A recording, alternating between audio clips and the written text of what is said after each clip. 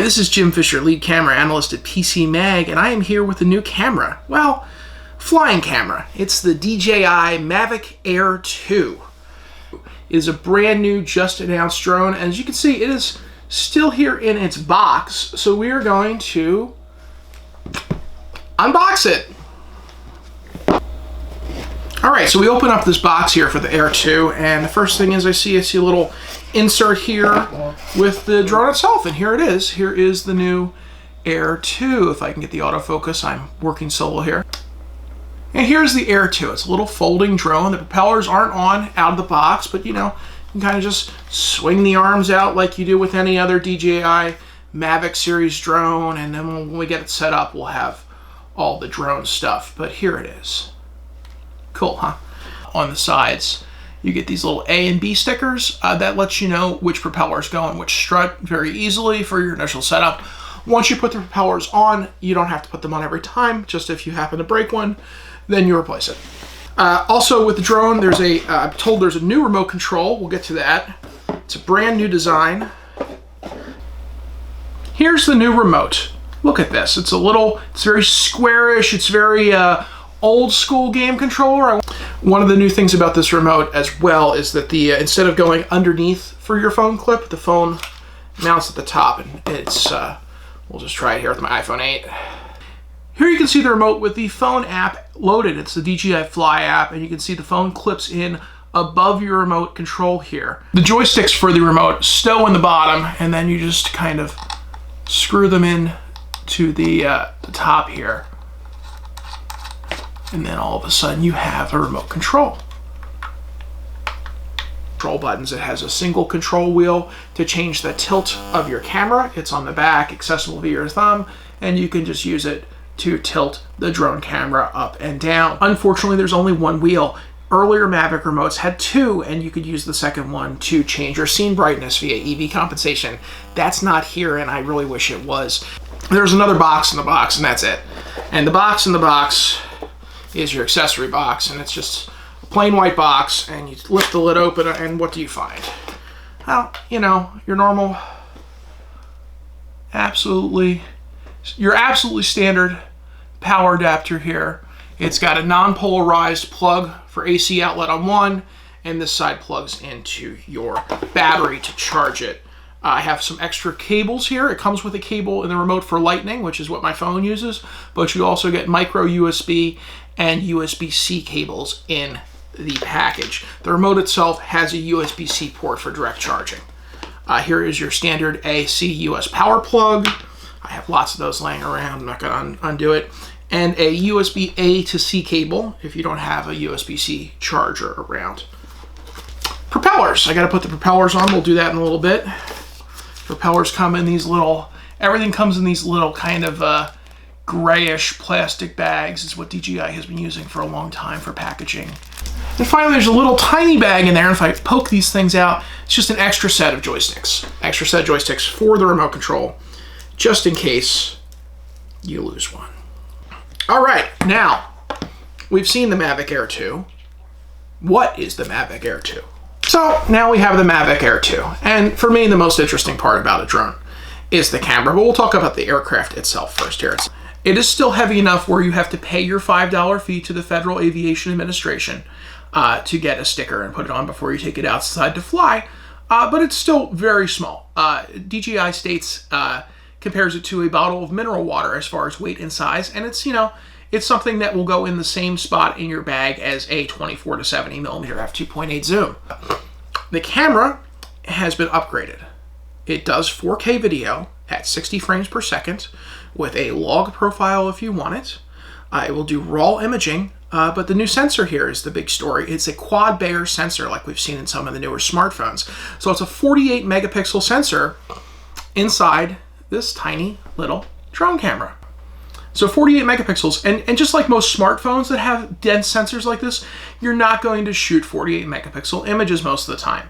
It's a quad Bayer design, which means it downsamples your images to 12 megapixels. So better capture, more resolution to capture, smaller resolution output should net better image quality, and something we've seen in smartphones, and this is the first drone to have it.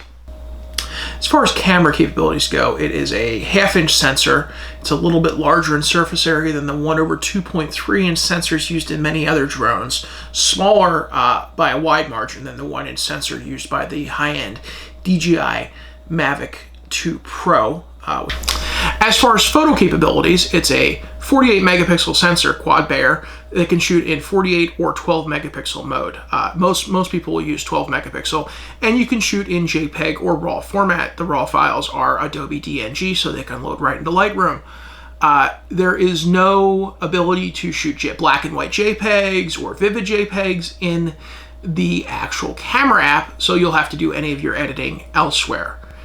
For video, it does do 4K at 60 frames per second in standard, HDR, or Cinelike, a flat log profile. So you do have that kind of pro level support. You can set frame rate 24, 25, 30, or 60 frames per second at 4K. And if you go down to 1080p, you can go up to 240 frames per second, which is good for slow motion.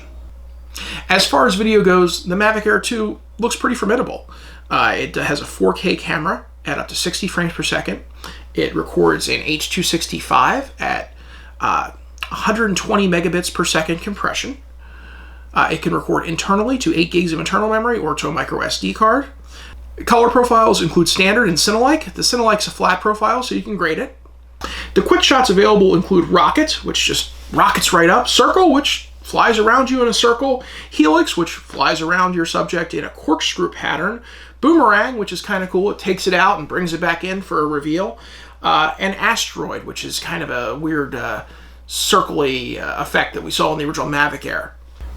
There's some other cool features for video as well. You get active track, which will identify and track a moving subject. You can now active track combine with your orbit function and actually orbit around someone moving, which is cool. And there's Spotlight as well. Spotlight's a new feature to the Mavic series. It's something in the higher-end Inspire camera drone series that will lock your camera on a subject and then let you take the remote and fly the drone manually as normal. And the camera will stay on the subject, but you can move the drone in any direction. And there are safety features too. The Mavic Air 2 has dual GPS and GLONASS, so it can precisely and quickly know its exact location on the globe and hover perfectly in place.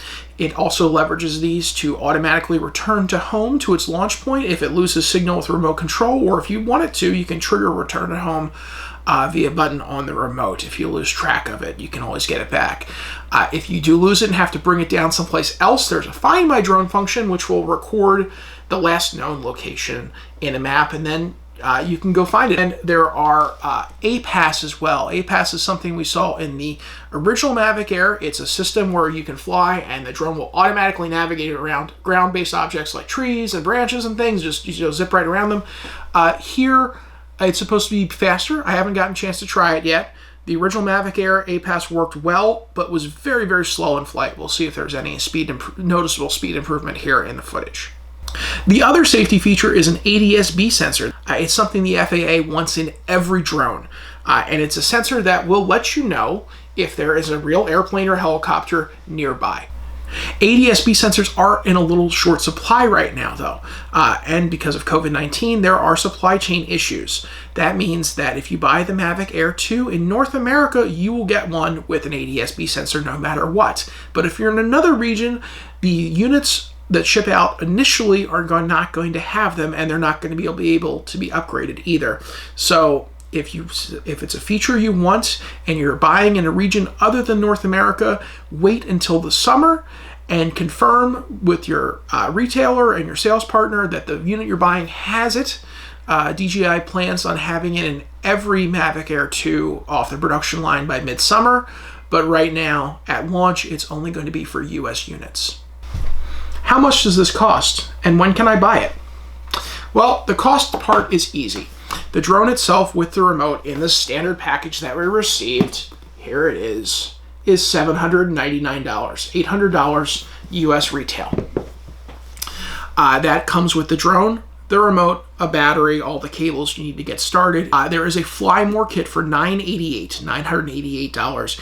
What does that get you? It gets you 3 batteries instead of 1. Each battery is good for about 33 minutes of flight time, so figure an hour and a half in the air. With that, you get a carrying case so you can carry the drone and your batteries and the remote around. You get neutral density filters for the lens. And one more thing in the Fly More kit is a charging hub so you can charge those 3 batteries all in sequence. As for availability, US customers can pre-order the Mavic Air 2 today and expect it to ship at the end of May. We hope you enjoyed our unboxing of the DJI Mavic Air 2. Check back on PCMag.com soon for a full review.